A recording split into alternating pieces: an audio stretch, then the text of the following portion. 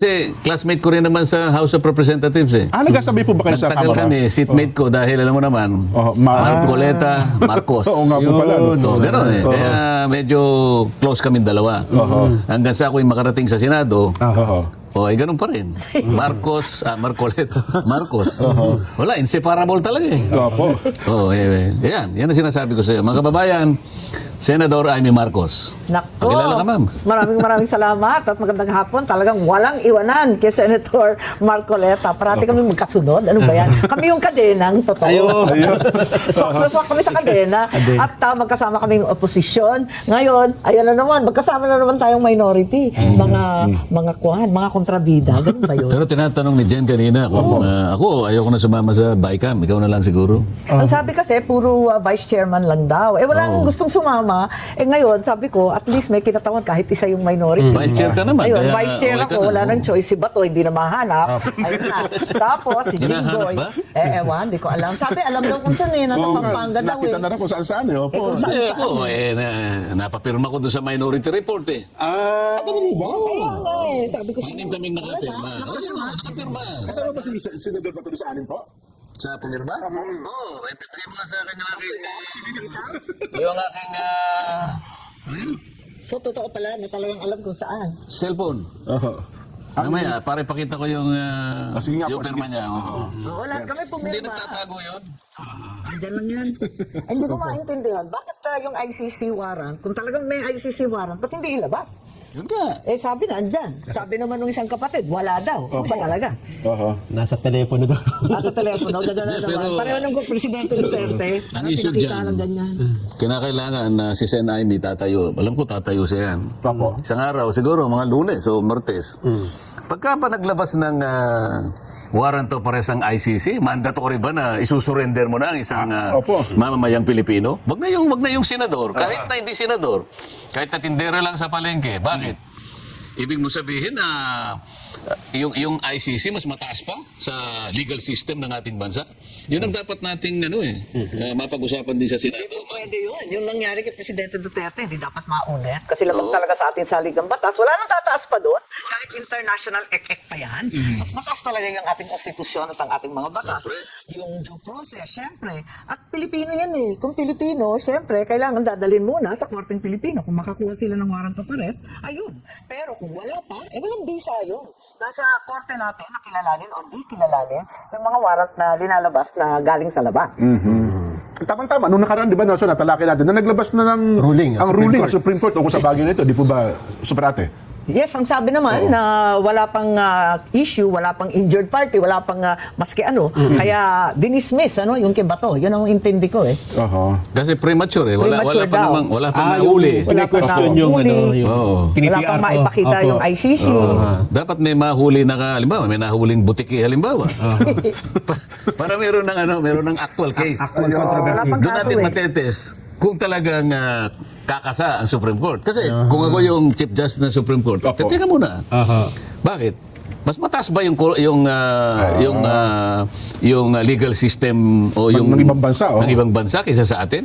Hindi naman ako papayag sa ganyan kasi meron tayong saligang batas, sasabihin niya.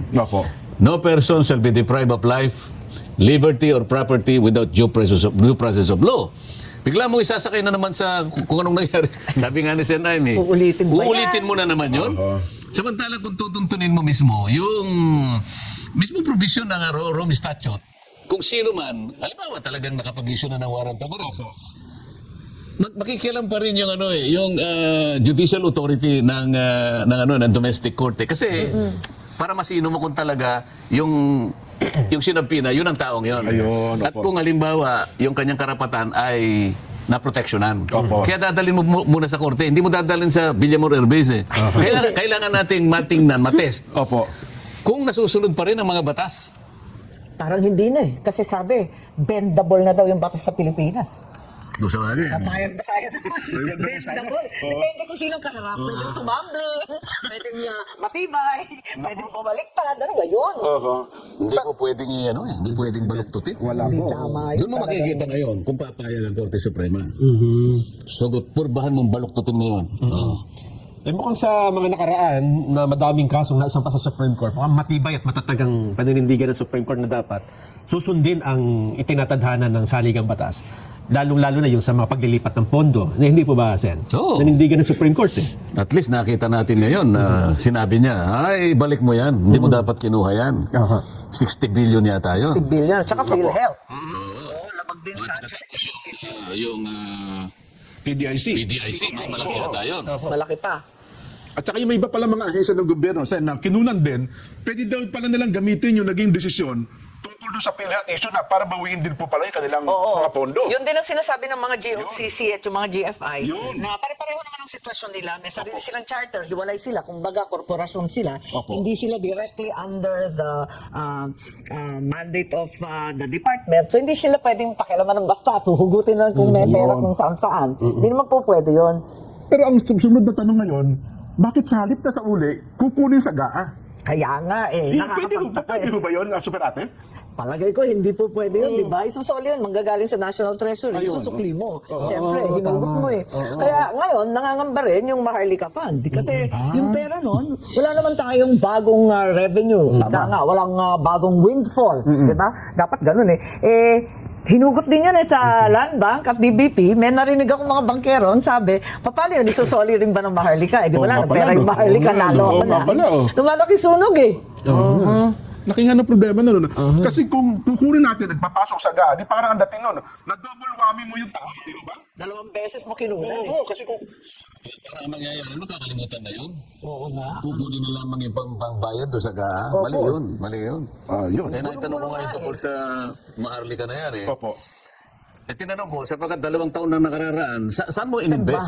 Oo. Kumita na ba? Walang report eh. Ano po kasi, Ang sabi kumita daw. Pero, nung kinocompute namin, kumita doon sa interest ng pera na kinuha doon sa Land Bank sa DBP. Yun lang yun. Pero wala pang investment po. Kailangan ito eh. kung doon niya kinita Kinocompute ko lamang, eh. kung doon niya lamang kinita, lugi pa rin. Bakit kayo? Magkano yung sweldo nung CEO? Yes pa, laki na sweldo ng mga yun. Yung CEO, 2 milyon isang buwan. So, yun. 24 years. 2 years na. 24 months na po. 24 million na yung sweldo pa lang niya. Sweldo pa lang yan. Paano pa yung ibang mga empleyado doon? At kung balikan natin, yung mandato ng Land Bank, hindi ba para sa farmers yun, sa agrikultura, sa pag-develop ng Development fund lupa? yun eh. Yan ang tinatanong Yung ko. isa naman, development fund, saan ba nag-develop? Nag-develop ng malaking sweldo, aray ko po. Yun. Ay, nako. Kaya nabanggit niyo yung Super Ate yung lumalaking sunog. Meron ng provision na hindi pwedeng kamag-anak, hindi pwedeng anak, hindi pwede yung asawa or apo, at kinakailangan pamangkin, di ba, third or fourth consanguinity or affinity doon sa SK law. Pero sa kagalingan ng Pilipino, nalulusutan pa rin. Kaya nauuwi sa definisyon mag-re-resign yung tatay na kapitan, halimbawa, pagkatapos yung asawa ang tatakbong kapitan at yung anak ang tatakbong SK. O di nalusutan na naman. Time lang. Ayun, so pareho silang hindi incumbent. Lusot na naman yun. Maraming ganyan sa maliliit na barangay, sa amin, sa mga liblib, sa tuktok ng bundok. Wala namang kamag-anak, walang hindi kamag-anak sa mga barangay na mga 500, 600 lang katao. Lahat sila magpipinsan.